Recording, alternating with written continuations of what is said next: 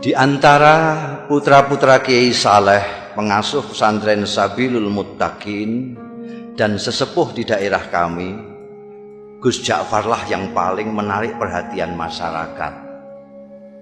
Mungkin Gus Ja'far tidak sealim dan sepandai saudara-saudaranya, tapi dia mempunyai keistimewaan yang membuat namanya tenar hingga keluar daerah.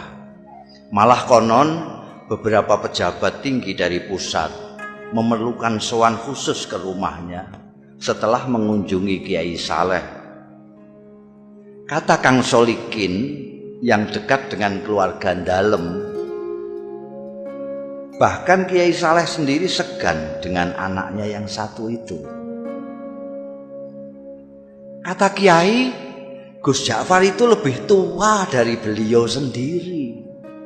Cerita Kang Solikin suatu hari kepada kawan-kawannya yang sedang membicarakan putra bungsu Kiai Saleh itu. Saya sendiri tak paham apa maksudnya kok anaknya lebih tua dari beliau itu. Tapi Gus Ja'far memang luar biasa, kata Mas Bambang, pegawai Pemda yang sering mengikuti pengajian subuh Kiai Saleh. Matanya itu loh, sekilas saja beliau melihat kening orang, kok langsung bisa melihat rahasianya yang tersembunyi. Kalian ingat enggak Sumini yang anak penjual rujak di terminal lama, yang dijuluki perawan tua itu? Sebelum dilamar orang Sabrang kan ketemu Gus Ja'far. Waktu itu Gus Ja'far bilang, "Sum, kulihat kok keningmu kok bersinar, sudah ada yang ngelamar ya?" Duh, tak lama kemudian orang Sabrang itu datang melamar Sumini. Kang Kandar kan juga begitu, timpal Mas Guru Slamet. Kalian kan mendengar sendiri ketika Gus Ja'far bilang kepada tukang kebun SD 4 itu, "Kang, saya lihat hidung sampean kok sudah bengkok. Sudah capek menghirup napas ya?" Loh, ternyata besoknya Kang Kandar meninggal.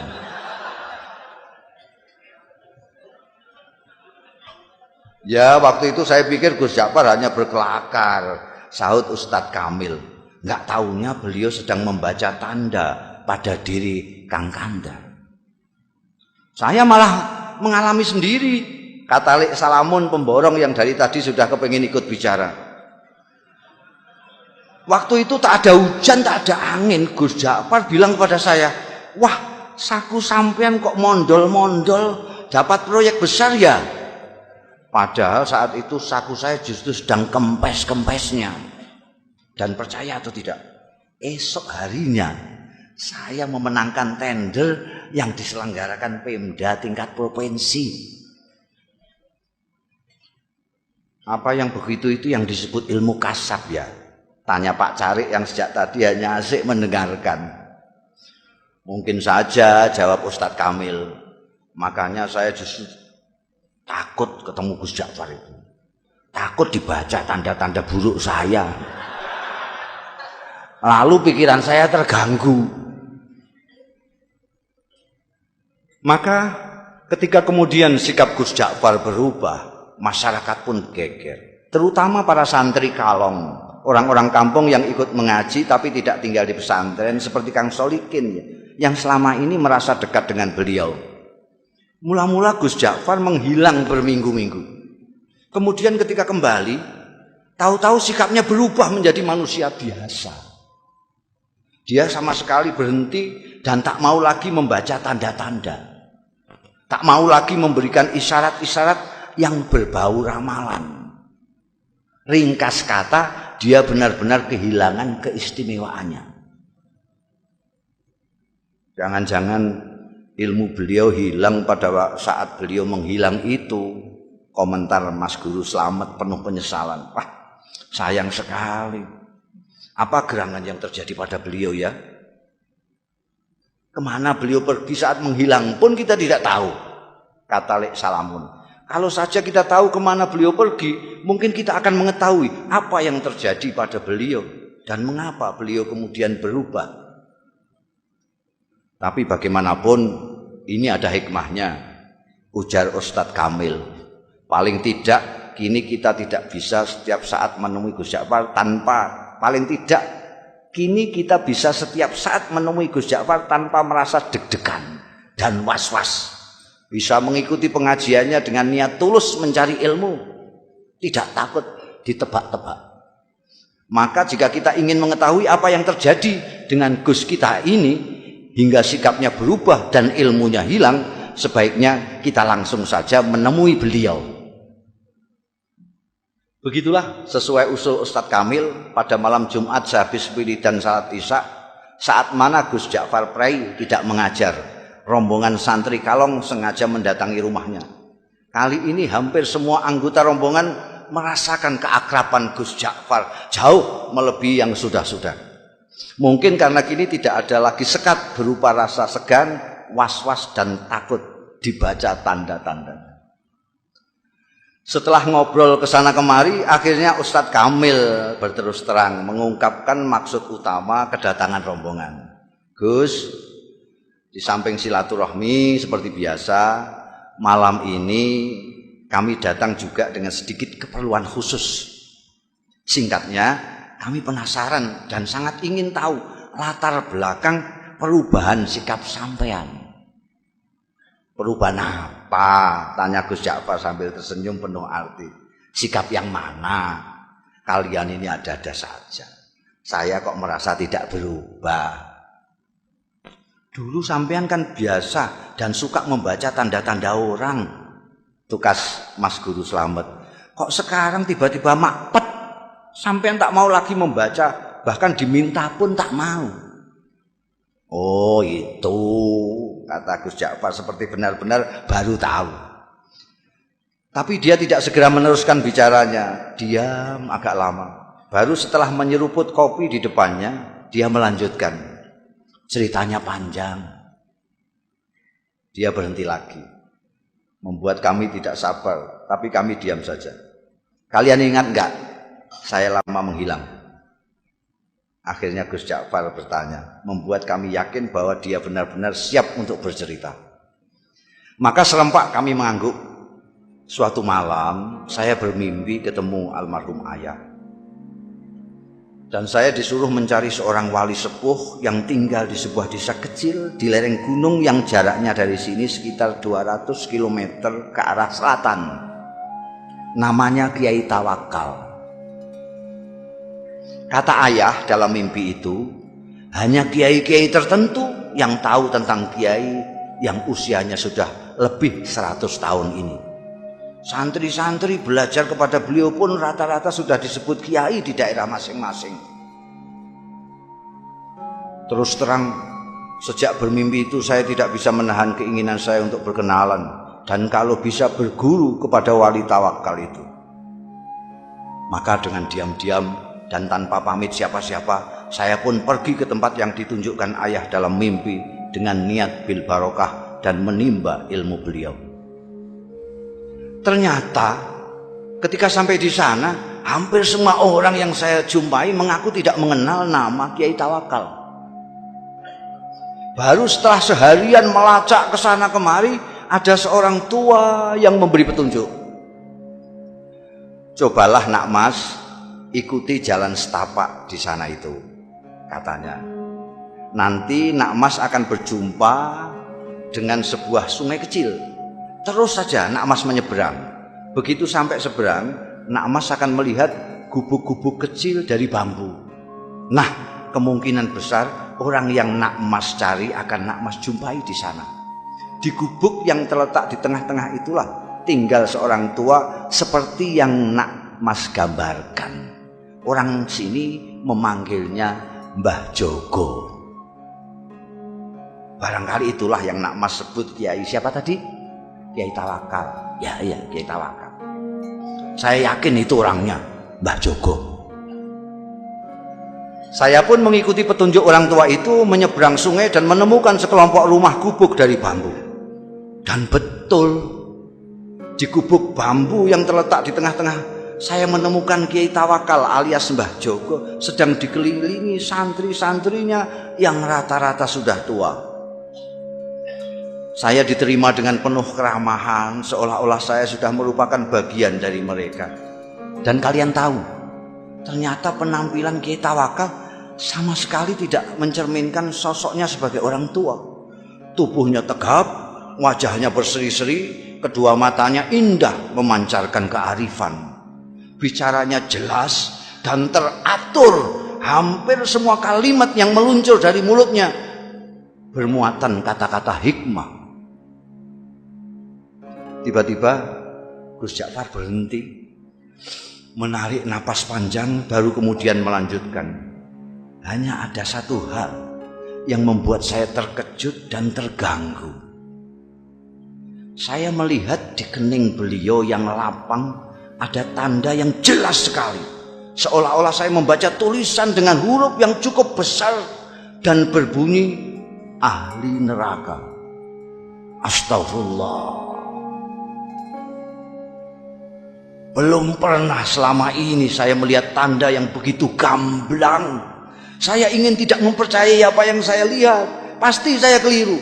Masa seorang yang dikenal wali, berilmu tinggi, dan disegani banyak kiai yang lain disurat sebagai ahli neraka? Tak mungkin. Saya mencoba meyakinkan diri saya bahwa itu hanyalah ilusi. Tapi tak bisa. Tanda itu terus melekat di kening beliau. Bahkan belakangan saya melihat tanda itu semakin jelas ketika beliau habis berwudu. Gila. Akhirnya niat saya untuk menimba ilmu kepada beliau, meskipun secara lisan memang saya sampaikan demikian, dalam hati sudah berubah menjadi keinginan untuk menyelidiki dan memecahkan keganjilan ini. Beberapa hari saya amati perilaku Kiai Tawakal. Saya tidak melihat sama sekali hal-hal yang mencurigakan. Kegiatan rutinnya sehari-hari tidak begitu berbeda dengan kebanyakan kiai yang lain. Mengimami salat jamaah, melakukan salat sunnah seperti duha, tahajud, witir dan sebagainya, mengajar kitab-kitab, umumnya kitab-kitab besar, mujahadah, zikir malam, menemui tamu dan semacamnya. Kalaupun beliau keluar, biasanya untuk memenuhi undangan hajatan atau, dan ini sangat jarang sekali, mengisi pengajian umum. Memang ada kalanya beliau keluar pada malam-malam tertentu, tapi menurut santri-santri yang lama, itu pun merupakan kegiatan rutin yang sudah dijalani Kiai Tawakal sejak muda. Semacam lelono broto, kata mereka. Baru setelah beberapa minggu tinggal di pesantren, saya mendapat kesempatan atau tepatnya keberanian untuk mengikuti Kiai Tawakal keluar. Saya pikir inilah kesempatan untuk mendapatkan jawaban atas tanda tanya yang selama ini mengganggu saya. Begitulah pada suatu malam purnama, saya melihat Kiai keluar dengan berpakaian rapi. Beliau berbelok. Ketika kemudian saya ikuti belok, saya kaget ternyata sosoknya tak kelihatan lagi. Yang terlihat justru sebuah warung yang penuh pengunjung. Terdengar gelak tawa ramai sekali. Dengan bengong saya mendekati warung terpencil dengan penerangan petromak itu. Dua orang wanita, yang satu masih muda, yang satu lagi agak lebih tua, dengan dandanan yang menor, sibuk melayani pelanggan sambil menebar tawa genit ke sana kemari. Tidak mungkin Kiai mampir ke warung ini, pikir saya. Ke warung biasa saja tidak pantas, apalagi warung yang suasananya saja mengesankan kemesuman itu. Mas Ja'far, tiba-tiba saya dikagetkan oleh suara yang tak asing di telinga saya, memanggil-manggil nama saya. Masya Allah, saya hampir tidak mempercayai pendengaran dan penglihatan saya. Memang betul, mata saya melihat Kiai Tawakal melambaikan tangan dari dalam warung. Dengan kikuk dan pikiran tak karuan, saya pun terpaksa masuk dan menghampiri Kiai saya yang duduk santai di pojok. Warung penuh dengan asap rokok. Kedua wanita menor menyambut saya dengan senyum penuh arti. Kiai Tawakal menyuruh orang di sampingnya untuk bergeser. Kasih kawan saya ini tempat sedikit. Lalu kepada orang-orang yang ada di warung, Kiai memperkenalkan saya. Katanya, ini kawan saya, dia baru datang dari daerah yang cukup jauh, cari pengalaman katanya. Mereka yang duduk dekat serta-merta mengulurkan tangan, menjabat tangan saya dengan ramah. sementara yang jauh melambaikan tangan. Saya masih belum sepenuhnya menguasai diri, masih seperti dalam mimpi. Ketika tiba-tiba saya dengar Kiai menawari, "Minum kopi ya?" Saya mengangguk asal mengangguk.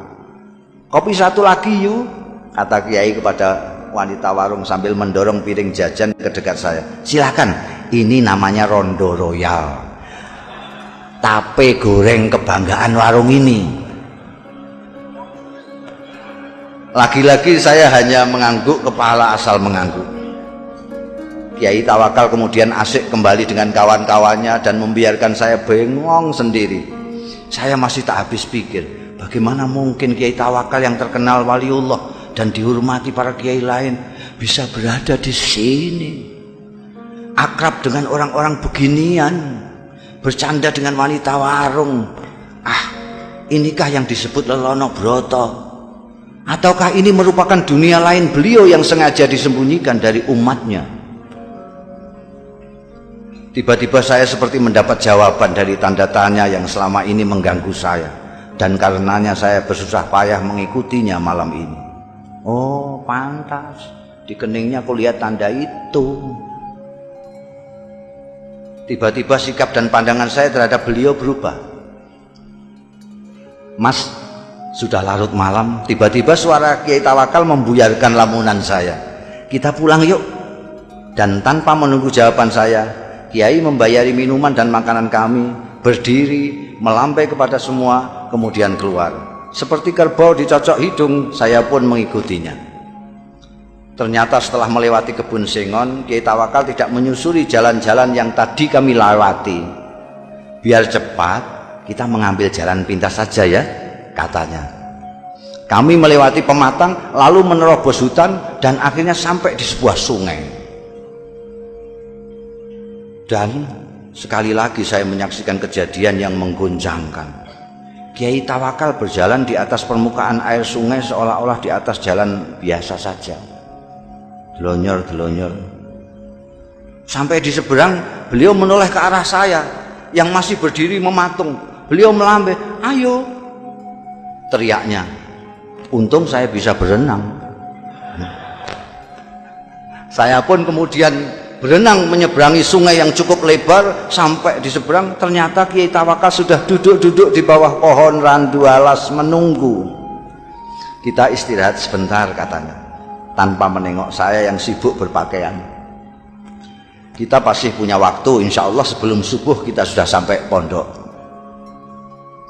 Setelah saya ikut duduk di sampingnya, tiba-tiba dengan suara berwibawa, Kiai berkata mengejutkan, "Bagaimana? Kau sudah menemukan apa yang kau cari? Apakah kau sudah menemukan pembenar dari tanda yang kau baca di kening saya? Mengapa kau seperti masih terkejut? Apakah kau yang mahir melihat tanda-tanda menjadi ragu terhadap kemahiranmu sendiri?" Dingin air sungai rasanya semakin menusuk mendengar rentetan pertanyaan beliau yang menelanjangi itu. Saya tidak bisa berkata apa-apa. Beliau yang kemudian terus berbicara, "Anak muda, kau tidak perlu mencemaskan saya hanya karena kau melihat tanda ahli neraka di kening saya. Kau pun tidak perlu bersusah payah mencari bukti yang menunjukkan bahwa aku memang pantas masuk neraka. Karena pertama, apa yang kau lihat belum tentu merupakan hasil dari pandangan kalbumu yang bening. Kedua, kau tak akan tahu sebagaimana neraka, surga, aku adalah milik Allah. Maka terserah kehendaknya, apakah ia mau memasukkan diriku ke surga atau ke neraka. Untuk memasukkan hambanya ke surga atau neraka, sebenarnya lah ia tidak memerlukan alasan. Sebagai kiai, apakah kau berani menjamin amalmu pasti mengantarkanmu ke surga kelak? Atau kau berani mengatakan bahwa orang-orang di warung yang tadi kau pandang sebelah mata itu pasti masuk neraka? Kita berbuat baik karena kita ingin dipandang baik olehnya. Kita ingin berdekat-dekat dengannya, tapi kita tidak berhak menuntut balasan kebaikan kita darinya. Mengapa? Karena kebaikan kita pun berasal darinya. Bukan begitu? Bukan begitu.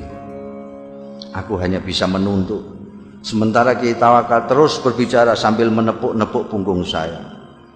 Kau harus lebih berhati-hati bila mendapat cobaan Allah berupa anugerah.